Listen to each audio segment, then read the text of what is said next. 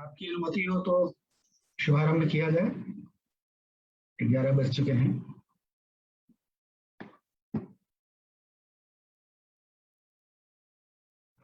सुनील रैना जी, नमस्कार सर, शुरू करते हैं।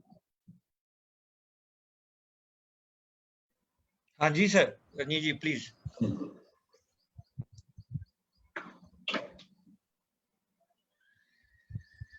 महामाहेश्वर आचार्य अभिनव गुप्त पाद की इस जयंती समारोह में जो सप्ताह पर्यंत चलने वाला है, आप सबका, आप सभी सुधी जनों का, विद्वानों का, वक्ताओं का हार्दिक अभिनंदन, स्वागत। इस सत्र की अध्यक्षता हमारे संस्थान संस्कृत एवं प्राच्य विद्या अध्ययन संस्थान जवाहरलाल नेहरू विश्वविद्यालय के डीन प्रोफेसर संतोष कुमार शुक्ल जी कर रहे हैं। और इस सत्र का शीर्षक हमने रखा है अभिनव विमर्श। एक श्लिष्ट पद है, जैसे कि ये आचार्य अभिनव गुप्त के लिए भी है और उनके जो अभिनव विद्वान हैं उन सबको भी इस सत्र में बोलने और हम सबको उनको सुनने का अवसर मिले, इस कारण से भी इस सत्र को समायोजित किया गया है। मित्रों, ये अत्यंत गर्व और गौरव का विषय है हम सबके लिए कि आचार्य अभिनव गुप्त का जो महत्व भारतीय ज्ञान परंपरा में और एक संस्कृति सभ्यता की व्याख्याता के रूप में है, उस सब से हम इन आयोजनों से, इन अकादमिक सत्रों से, उनके विविध आयामों से हम परिचित हो सकें, ऐसा सुअवसर हमें प्राप्त हुआ है। और इसके लिए सबसे महत्वपूर्ण भूमिका में जो संस्थाएं कार्य करती रही हैं पिछले कई दशकों से, उनमें Himalayan heritage foundation, all India Kashmiri समाज, जम्मू कश्मीर अध्ययन केंद्र आदि ऐसी कई संस्थाएं हैं। और उन सब के साथ मिलकर के ये इतना बड़ा भव्य आयोजन सप्ताह पर्यंत चलने वाला हमने शुरू किया है। आप सभी का बहुत बहुत धन्यवाद, हार्दिक अभिनंदन। और मयंक शेखर जी ने अपना व्याख्यान दिया, वो साहित्य शास्त्र का बड़ा ही महत्वपूर्ण विषय है और भारतीय और पाश्चात्य दोनों ही साहित्यिक परंपराओं में इस पर चर्चा हुई है। ग्रीक परंपरा में इसको माइमेसिस के आधार पर इसको विकसित करते हैं। तो लेकिन इतनी सूक्ष्म व्याख्या जो अभिनव भारती में आपको उपलब्ध है, जिसका वर्णन आपके सम्मुख बहुत ही सुंदर रीति से मयंक जी ने किया, इतनी सुंदर विवेचना और सूक्ष्म विवेचना किसी भी दूसरी साहित्यिक परंपरा या ज्ञान परंपरा में नाट्य अनुभव की नहीं मिलती। और ये उनकी विलक्षणता है आचार्य अभिनव गुप्त की व्याख्या शैली की, कि कैसे एक तार्किक ढंग से इन सारी बातों को समन्वित करते हुए वो हमारे सम्मुख एक संपूर्ण व्याख्या हमारे सम्मुख वो उपस्थित करते हैं। बहुत बहुत धन्यवाद आपका मयंक। और अगले वक्ता के रूप में मैं आमंत्रित करता हूँ डॉक्टर सुरभि वर्मा को,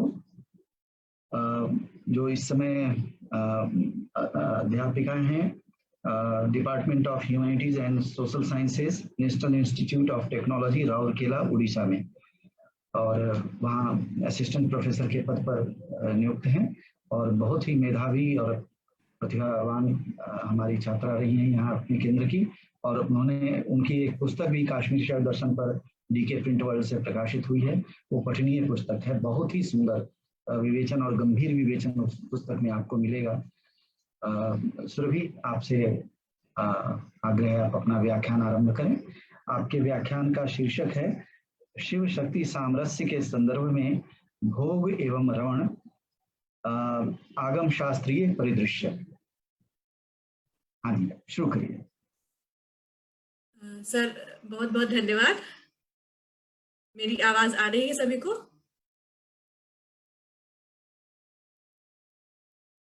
हाँ, आ रही है। ठीक है सर।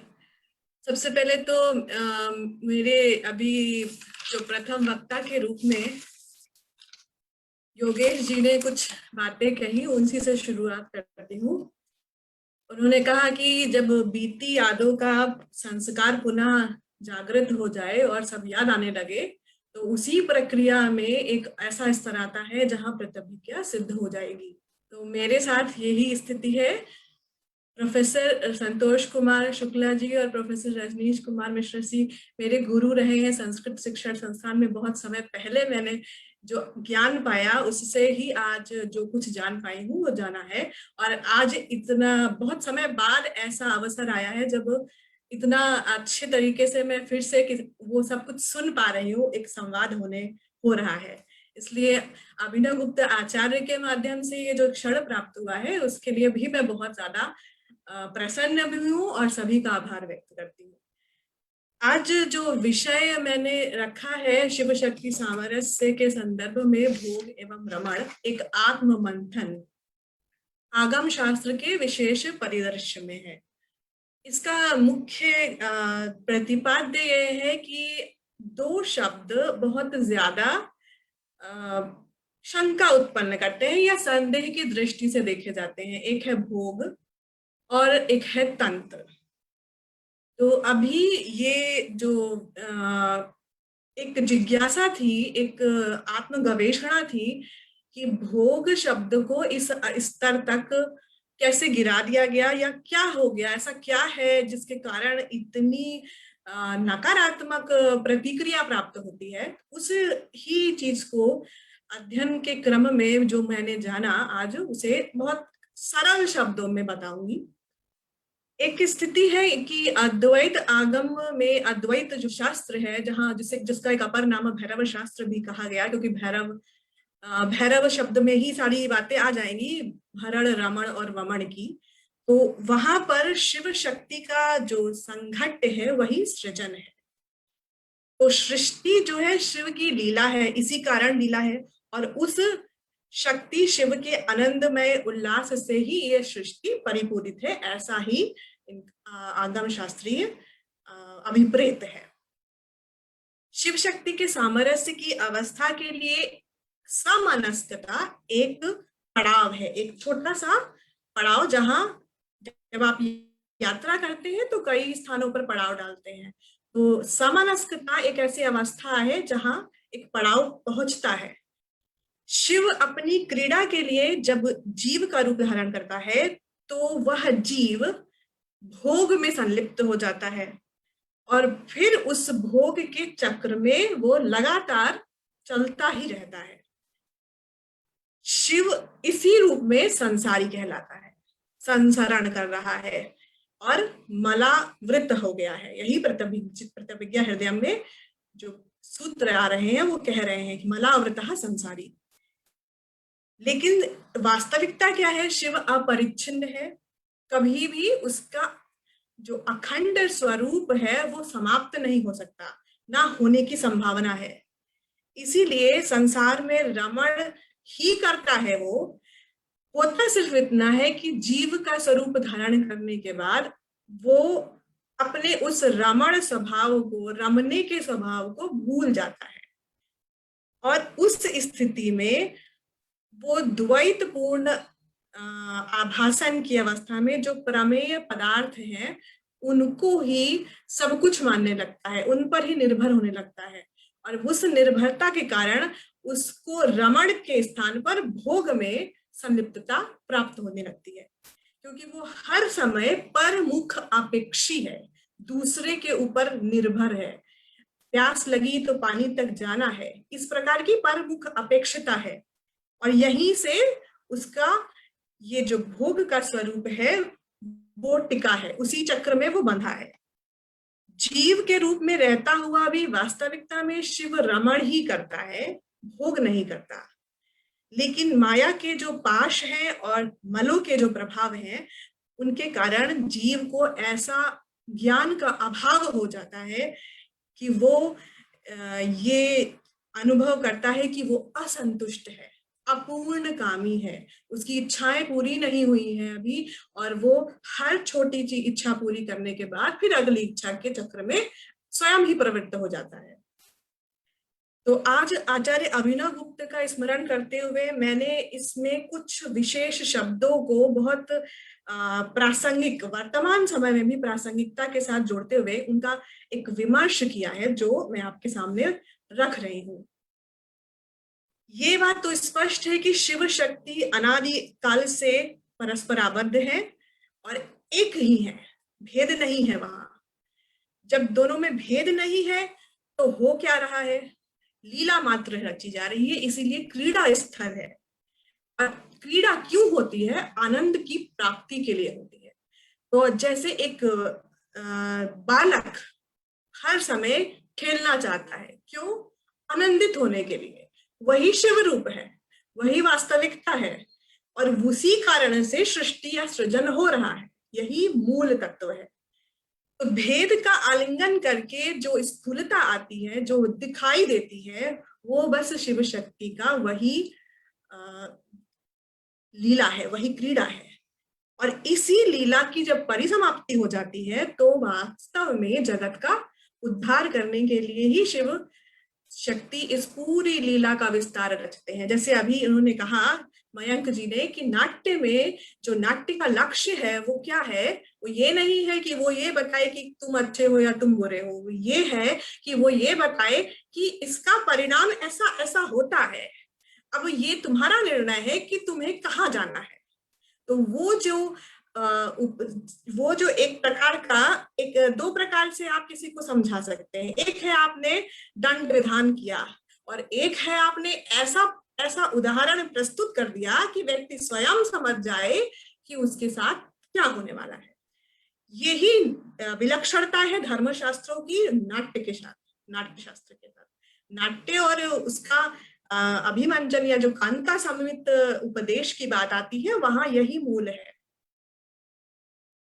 पाशबद्ध जो पशु है उनके लिए लीलामयता भेद, भेदाभेद और अभेद तीनों रूपों में होती है। वो तीनों प्रकार के अलग अलग जीवन के पड़ावों में प्रतिदिन 24 घंटे में जितना अनुभव होता है, इन तीनों पड़ावों में होकर गुजरता है। कभी भेद का है, कभी भेदाभेद का है, और कभी अभेद का भी है। बस जीव उस पर ध्यान केंद्रित नहीं करता, इसलिए जान नहीं पाता। होता प्रतिदिन है। विभिन्न कोटि के साधक और जीव जब भी अपने पाशों का उच्छेदन चाहते हैं या उनमें ऐसी इच्छा उत्पन्न हो जाती है, तो उनकी इच्छा ही ये मार्ग प्रशस्त कर देती है कि उन्हें कैसे शिव की ओर जाना है। वो स्वयं रास्ता दिखने लगता है। इसीलिए वो शिव की आराधना में तत्पर दिखाई देते हैं। ऐसे बहुत से जीव और साधक आपको दिखेंगे जिनमें, जैसे अभी मेरा अनुभव होता है कि 20 से 22 साल के जो बच्चे हैं, जो बीटेक सेकेंड ईयर स्टूडेंट्स होते हैं, जब उन्हें वो कोर्स पढ़ाती हूँ तो ऐसे बहुत से बच्चे हैं। एक बच्चे का नाम विशेष रूप से लेना चाहूंगी जो अभी है, जिसको मैं साक्षात पढ़ा भी नहीं पाई क्योंकि कोविड में ऐसा नहीं हो पाया। उसका नाम भी है हिरण्मय मोहंती। हिरण्मय नाम भी है और उसके विचार भी उतने ही गूढ़ हैं। जब वो प्रश्न करता है तो उस प्रश्न की कोटि इतनी विचित्र, इतनी उच्च होती है कि अपने आप मुझे आभास होता है कि उसे इस शास्त्र में अधिक से अधिक जानना है। तो वो ही स्थिति है कि एक जीव और एक साधक को वो स्वतः स्फूर्त अभिव्यंजना या वो दिशा वो अपने आप प्रवृत्त होने लग जाती है। उस स्थिति में शिव शक्ति का या शक्ति शिव का भोग नहीं करते हैं, वे परस्पर समाविष्ट हैं। समावेश की जो अवस्था है, वहां ऐसी अवस्था नहीं है कि आप किसी का किसी पर आरोपण करेंगे। वहां ऐसी अवस्था है कि आप स्वतः समाविष्ट हो जाएंगे। जैसे एक चेतना कहीं से निकलकर किसी में चली जाती है और वो घुल मिल जाती है। दो बत्तियां अलग अलग जल रही हूं और एक ही हो जाए, तो वो जो एक जैसा हो जाना है, जिसमें पता ही नहीं चलेगा कि किसका किसमें विगलन हो गया, वो स्थिति समावेश की है। अब बात आती है कि रमण और भोग से कैसे लिंक है, क्या इनका संबंध है, क्या भेद है। तो मनस रमता वही है जहां एक निष्ठ ध्यान होता है। एक चीज ये है, और एक ये बात है कि जहां आपका ध्यान स्थिर ही वही होता है जहां आपका मनस रम जाता है। इसीलिए मूल दृष्टि जो आगम में बताते हैं, बहुत सरलता से सरल वाक्यों में, बहुत आरंभ में रजनी सर ने क्लास में पढ़ा दिया था, यत्र यत्र मनस्तुष्टि मनस तत्रैव धारयेत। और अभी अपने छात्रों को भी पढ़ाते हुए वही लगता है, क्योंकि इतने कोर्सेस के ऑप्शंस होते हैं उनके पास और इतना थक कर क्लास में आते हैं, तो जब मन लग जाए तब क्लास में आना, और तब उनकी स्थिति एकदम अलग होती है। ये स्थिति बहुत बहुत आवश्यक है उस समावेश के लिए। यदि मन नहीं लग रहा तो चाहे कान हो, चाहे आंख हो, और चाहे अनंत पुस्तकें हो, अनंत सामग्री हो, आप उसमें कभी अपनी प्रवृत्ति ही नहीं कर पाएंगे। इसलिए ये जो मन का रमना है वो बहुत महत्वपूर्ण है। शिव वास्तविकता में इसीलिए रमण करते हुए योगी है, एक ऐसा योगी जो रसिक है। आप तंत्रा लोक देखिए, तंत्रा लोक में ये वह शब्द आएगा कि रसिक योगी। अब आप बताइए ऐसा कौन सा योगी ना, सामान्यतः तो यही कहा जाता है योगी मतलब सब कुछ छोड़ छाड़ के निकल जाना, ऐसा नहीं है। एक रमण करता हुआ योगी, एक रसिक योगी, जिस आनंद में खुद को डुबो देता है और जिसमें डूबने के बाद वो आनंद को देख लेता है या हर वक्त आनंदित रहता है, वही शिव है। और इसीलिए शिव इस प्रकार से वर्णित है, आगम शास्त्र ऐसी तरीके से उनका एक स्वरूप प्रस्तुत करता है। और उसी उल्लास को जीने के लिए या उसी उल्लास में रमण बनाए रखने के कार्य है आद्या शक्ति। तो आद्या शक्ति उनका उल्लास इसीलिए है क्योंकि शिव स्वयं एक रसिक योगी है। जीव के स्तर पर जब वही शिव उतर आता है तब भी वह मन ही रमाता है, वास्तविकता में उसका मन ही रमता है। अगर आप अपने बालक को बचपन से फोर्स करने की जगह पर उसके मन के रमण के छोटे छोटे संकेत समझने लग जाए तो आपको दिखने लगेगा कि शिव कैसे मन को रमाता जाता है। और जहां जहां रमण सिद्ध होता जाएगा वहां वहां से अपने आप निवृत्ति होती जाएगी, वैराग्य होता जाएगा। तब उसी अवस्था में भोग की आकांक्षाएं समाप्त होने लगेंगी। जैसे वही है, अगर एक छोटा बच्चा बचपन में बहुत रसगुल्ला पसंद करता है तो आप उसको कई सारे रसगुल्ले, किलो भर रसगुल्ले ला के दे दीजिए, कह दो एक आज ही खा लो, तो एक सीमा के बाद उसका मन इतना भर जाएगा कि अगले 6 महीने तक वो नहीं मांगेगा। तो कारण क्या है? भोग की जो आकांक्षा है वो संपूर्ण हो चुकी है, अब रही ही नहीं है। ये स्थिति बहुत आवश्यक होती है। वास्तव में जीव के स्थूल रूप में जब तक बुद्धता नहीं है तब तक वह अपने से अतिरिक्त बाहर जितने भी प्रमेय पदार्थ हैं उन सब पर निर्भर है और विवशता पूर्वक उनका भोग करता है। ऐसा नहीं है कि उनके बिना वो जी नहीं पाएगा, लेकिन वो विवश है क्योंकि अभी वो बुद्ध नहीं हुआ, उसमें वो प्रकट ही नहीं हो पा रहा है, वो समझ नहीं पा रहा कि मेरा वास्तविक स्वरूप ऐसा नहीं है कि मैं इनके बिना जी नहीं पाऊंगा। इस भोग में इंद्रियों और अंतःकरण की प्रवृत्ति का बहुत महत्वपूर्ण स्थान है। सामान्यतः मनस जिसका संकल्प करता है वह जीव की स्थूलता के स्तर पर अशुद्ध विकल्प है, और जब शक्तिपात विद्ध हो जाता है वही तो वो साधक बनने लगता है, और तब क्रमशः वही अशुद्ध विकल्प परिशुद्धता प्राप्त करने लगते हैं, जिनकी अंतिम परिणति शिवो अहम के शुद्ध परामर्श में अपने आप घटित हो जाती है। ये कोई बलात् प्रक्रिया नहीं है जो स्वतः घटित होगी। सामान्यतः जीव को शिव शक्ति के सामरस्यमय उल्लास का आनंद उनकी भांति ही, यानी शिव शक्ति की भांति ही रमण करते हुए अपने ही अंदर घटाना चाहिए, ऐसे ही जीना चाहिए, यही प्रशस्त है। लेकिन जो पाशबद्ध पशु है वो बुद्ध न होने के कारण या अबुद्धता के कारण परमुख अपेक्षी बना है और अस्थिर मन में दो बातें हैं। मन बहुत तीव्रता से बहुत से संवेगों का ग्रहण करता है, तो एक किसी संवेग पर एक क्षण में यदि टिकाया है आपने तो वहां टिकना है, वो ध्यान की अवस्था होगी और उस ध्यान में ही आप समाविष्ट हो जाएंगे। लेकिन आप अस्थिर मन वाले होकर के एक साथ कई संवेगों में यदि उलझ जाएंगे तो किसी एक में भी ध्यानस्थ नहीं हो पाएंगे। इसीलिए जो अस्थिर मनस के धारक होंगे वो अपने से बाहर हर वस्तु को प्रमेय मानते हैं और फिर उसी पर आश्रित बनकर उसी में खुद को ढूंढते रहते हैं। चाहिए उनको तब भी वही अपना स्वरूप, लेकिन आश्रित कहीं और है। इसी कारण से ये पूरी जो पाशबद्धता का चक्र है वो चलता रहता है। जीव रमण करने के स्थान पर भोग में प्रवृत्त हो जाता है, इसीलिए रमण के स्थान पर अब जीव भोग में प्रवृत्त हो गया है। वास्तव में रमण और भोग में केवल एक अंतर है और वो है भावना का अंतर।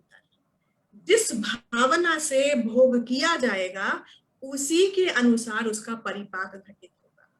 अगर साधक भोग करता है तो शिव शक्ति सामरस्य के अनुभूयमान हो जाने के कारण उसमें भैरव भाव प्रकट हो जाता है, वही रहता है, वो भैरव भाव को ही पाता है। लेकिन अगर एक अबुद्ध जीव भोग करता है तो उसे वो भोग ही रखता है, उस पर उसकी निर्भरता ही बनी रहती है। जैसे भूख प्यास, जैसे भूख लगने पर भोजन करना, प्यास लगने पर पानी पीना, तात्कालिक और कुछ क्षणों की विश्रांति प्राप्त हो जाती है, लेकिन फिर से वह दोबारा वही कार्य करेगा तो पुनः पुनः वही करते चले जाना। ये भोग की प्रमेय आश्रितता है। इस प्रक्रिया में ना तो प्रवृत्ति मार्ग सिद्ध होता है और ना ही निवृत्ति मार्ग सिद्ध होता है। जब भावनाओं का परिवेश शुद्ध हो जाता है तब भोगवाद का चक्र प्रवृत्ति कराता हुआ भी निवृत्ति सिद्ध करता है, और इसीलिए आगम तंत्र यही प्रवृत्ति मार्ग से निवृत्ति सिद्ध करते हैं। तो ये जो क्लासिफिकेशन दिया जाता है कि एक मार्ग है प्रवृत्ति मार्ग, एक मार्ग है निवृत्ति मार्ग, ऐसा नहीं है। आप प्रवृत्ति करते हुए भी निवृत्त हो जाएंगे, प्रवृत्त होते हुए भी निवृत्त होंगे, और बिना प्रवृत्त हुए निवृत्त होंगे कैसे, ये भी सोचने का विषय है। जब भावनाओं का परिवेश शुद्ध हो जाता है तब भोगवाद का चक्र प्रवृत्ति कराता हुआ भी निवृत्ति को सुनिश्चित कर ही देता है, और साधक भोग से परितुष्ट होता हुआ क्रमशः शिव धाम की ओर गमन करता है। शिव शक्ति के सामरस्य पूर्ण उल्लास में पूर्ण तादात्म्य है, जो कि समनस्कता से प्राप्त होता है, जिसमें रमण करते हुए कल्प व्यतीत किए जा सकते हैं। अनेकों कल्प शिव शक्ति की लीला में ही व्यतीत हो जाते हैं। यदि शिव महापुराण का अध्ययन करें तो आपको दिखने लगेगा कि कितने कल्पों की गाथा उसमें संचित की गई है। तो ऐसा ही वो भाव है। इसीलिए जो समाधि में स्थित हैं, समाधिस्थ हैं, उनके लिए आप लगभग हर पुराण का अध्ययन करने पर यही पता चलेगा कि समाधिस्थ योगी जब जागता है तो जाने कितने कल्प विकल्प निकल चुके होते हैं और वो कहाँ से प्रश्न का उत्तर आरंभ करते हैं। इसीलिए भारतीय पुराणों की डेटिंग करने वाले स्वयं अपने लिए ही मूर्खता का जाल बुनते हैं। साधक के लिए समना के बाद की एक स्थिति है उन्मना। उन्मना क्या है? जहां मन का उच्छेद हो जाए, यानी अब मन तत्व समाप्त होगा, वहां उच्छेदित हो जाएगा और शांत शिव भाव की ओर गमन का रास्ता खुल जाता है। ऐसा नहीं कि वहां शिव प्राप्त हो गए हैं, अभी शिव बहुत दूर है, पर मार्ग खुल गया है वहां से, और तब ही व्यापनी की अवस्था शुरू होती है। उसके आगे अनंत अनंत मार्ग है, जिसके अनंत पड़ाव है। जैसे कि प्रथम जो स्कॉलर थे योगेश, जिन्होंने बताया भी था कि बहुत से अनंतेश इत्यादि बहुत सारे पड़ाव आएंगे जो दिखने लगेंगे, जो एक प्रकार से वो उस स्तर पर आ चुके होंगे, वो मिलते जाएंगे आपको। जीव के लिए यह स्थिति मोक्ष कारिणी तभी बनती है जब वह अपनी भावना का परिशुद्धिकरण कर ले। इसी क्रम में आचार्य अभिनवगुप्त के स्त्रोत का अवलोकन करना चाहिए। जितने स्त्रोत्र अभी तक पब्लिश होकर आ चुके हैं उनका अध्ययन कोई भी सामान्य व्यक्ति किसी को भी करना चाहिए, बहुत आवश्यक है। साधक की भावना की परिशुद्धिकरण का प्रथम चरण है उसका पूर्ण आत्मसमर्पण। वहीं से सब कुछ आरंभ होता है। जहां से साधक में देह का अभिमान विगलित हो जाए, वहीं से शिव का प्राधान्य रखने वाली स्फुरत्ता आत्म तत्व में उल्लसित होने लगती है। सा स्फुरत्ता महासत्ता देश काल अभिशेषणी। प्रमेय का प्रमाता में क्रमशः घटित होना वही विगलन है और वही प्रमाण बनता है। वही प्रमाण बन करके साधक को अपनी संवित्ति का परिचय कराता है। इस अवस्था में सारे भावों का प्रतिबिंबन साधक की संवित्ति में ठीक वैसा ही घटित होता है जैसा कि शिव में होता है। सारा जगत, जगत का समस्त उल्लास, उसका वैचित्र, वो सब कुछ जैसे खुद में घटित हो रहा हो ऐसा अनुभव होने लगेगा, ऐसा अनुभव होता है। साधक की आत्मस्थता ही उसको शिवस्थता की ओर ले जाती है और आत्म तत्व का विस्तार जैसे जैसे बुद्धि की सीमाओं का विगलन करता है वैसे वैसे पाश का छेद होता है और मलों का विघात संपन्न होता है। ये प्रक्रिया जो समय के साथ ही सुदृढ़ होती है, स्थैर्यवती होती है, एक दिन में नहीं होगी कि बस आज सोचा कल हो गई। समय के साथ सुदृढ़ होती है, स्थैर्यवती भी होती है और अंततः साधक को पूर्ण अहम भाव में प्रतिष्ठित करती है। तीव्रतम शक्तिपात जो विद्ध साधक होते हैं उनके लिए यह शिव स्वरूप की अवाप्ति एक कालजयी घटना है जो क्षण मात्र में साधक को शिव में समाविष्ट कर देती है। वही उनका समावेश हो जाता है, उनके लिए बहुत कम समय अपेक्षित है। अपनी लीला का समापन करके जब शिव तिरोहित हो जाते हैं या अंतर्लीन हो जाते हैं तो उस तिरोधान से पहले वे स्वतः अनुग्रह के द्वारा समस्त भाव वर्ग का तिरोहन कर देते हैं और सारा का सारा संसार उनमें वैसे ही लीन होता है जैसे उनसे बाहर आया था। जैसे कि कछुआ अपने अंगों को प्रसारित करता है और फिर खुद में समेट लेता है। और माया क्या है? माया बिल्कुल वैसे ही है जैसे मकड़ी अपना जाला बुनती है और उसी में उसी में वो खुद वो जो शिव तत्व है वो बीच में कहीं बैठा होता है। बस उसी प्रकार का उदाहरण बहुत अच्छी प्रकार से यहाँ समझा जा सकता है। अज्ञान ज्ञान का अभाव नहीं है। आगम शास्त्र में सीधी बात है कि तंत्र शास्त्र कह रहा है अज्ञान ज्ञान का अभाव नहीं है, अपूर्ण ज्ञान है।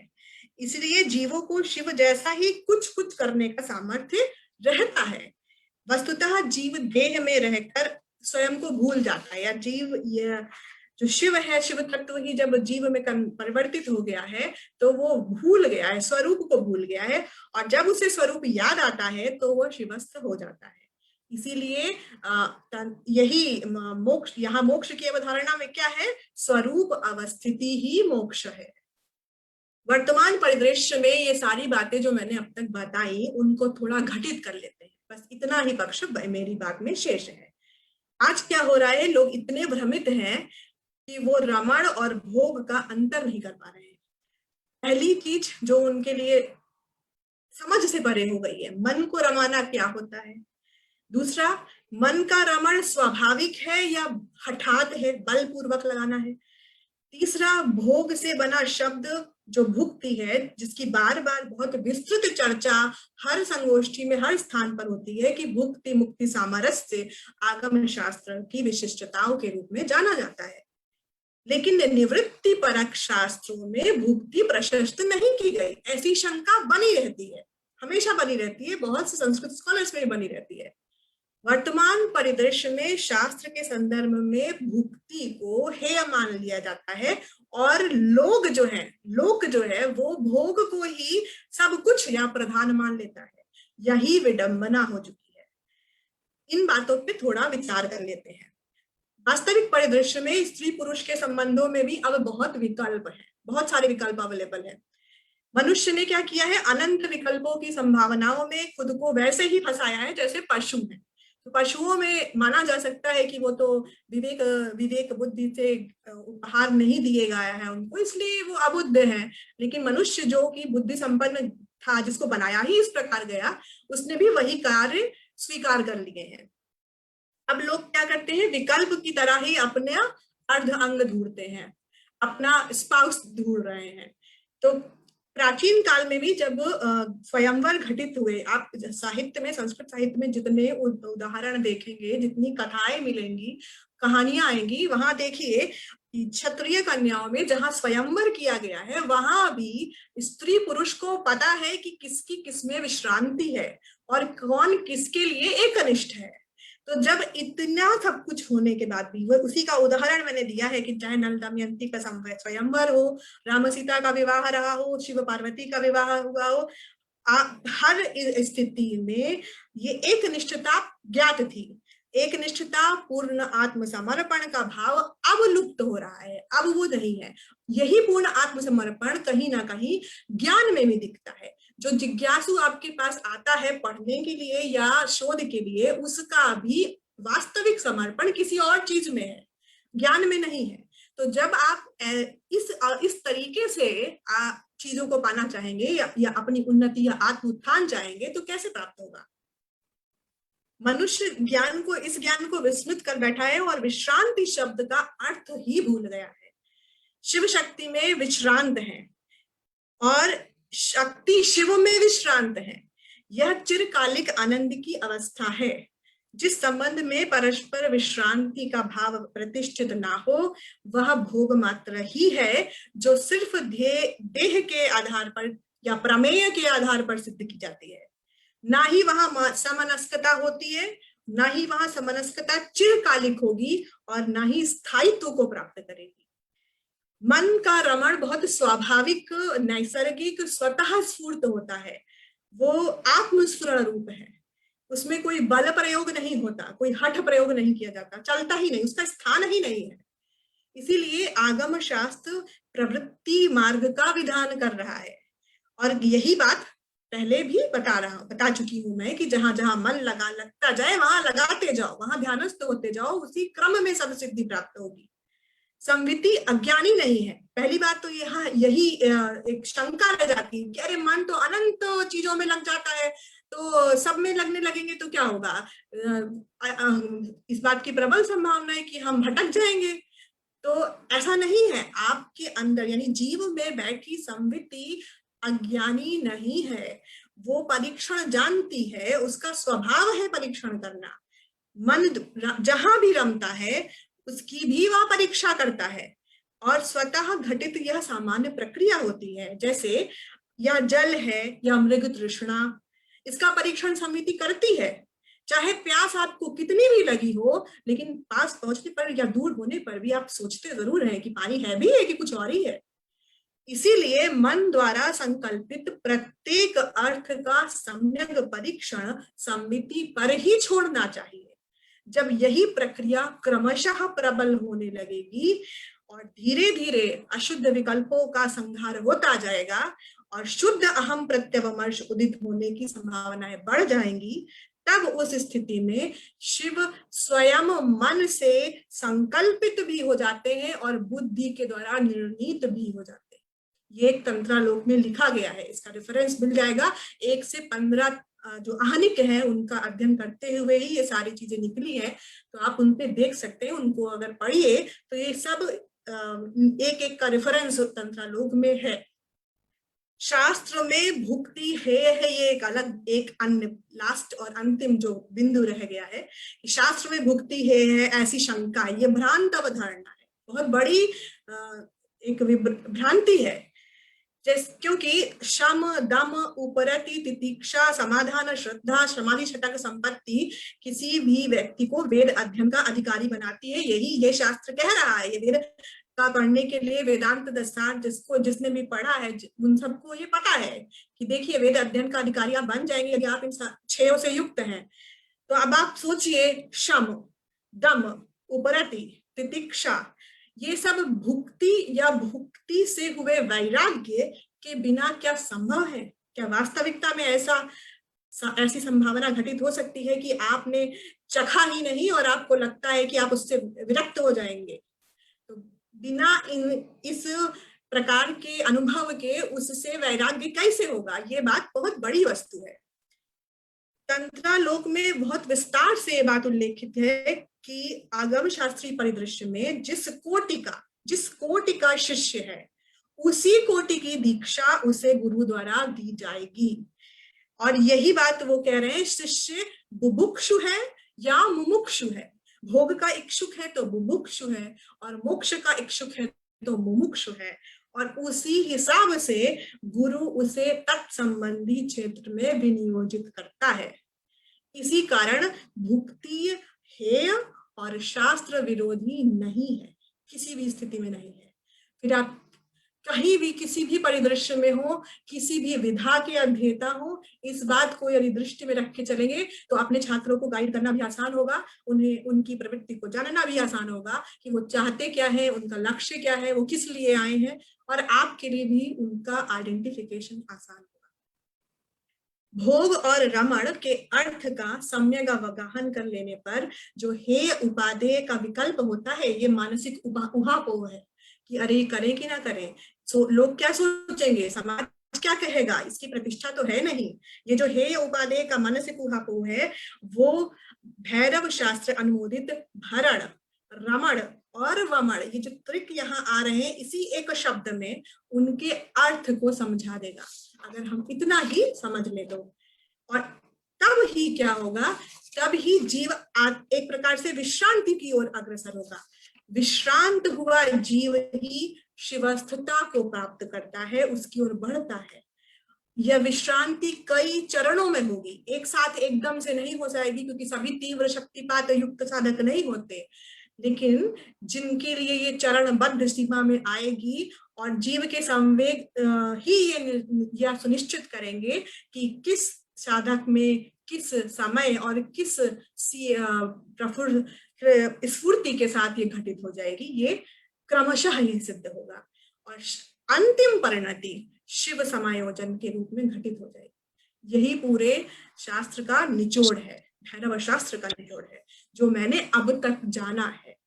बस इतनी शब्दों के साथ मैं अपनी वाणी को विराम देना चाहूंगी। मुझे इतने धैर्य से सुनने के लिए बहुत बहुत धन्यवाद, और अपने गुरुजनों को दोबारा से बहुत बहुत आभार व्यक्त करूंगी कि उन्होंने मुझे इस श्रृंखला में जोड़ा। Thank you. बहुत धन्यवाद सुरभि। ऐसा लग रहा है कि जैसे शारदा देश में पली बढ़ी कोई विदुषी हमारे सम्मुख बोल रही है। बहुत आनंद आया, बहुत ही गंभीर बात को इतनी सरलता और अनुभूति के साथ आपने प्रस्तुत किया। बहुत बहुत धन्यवाद और बहुत बहुत आशीर्वाद आपको। हमारे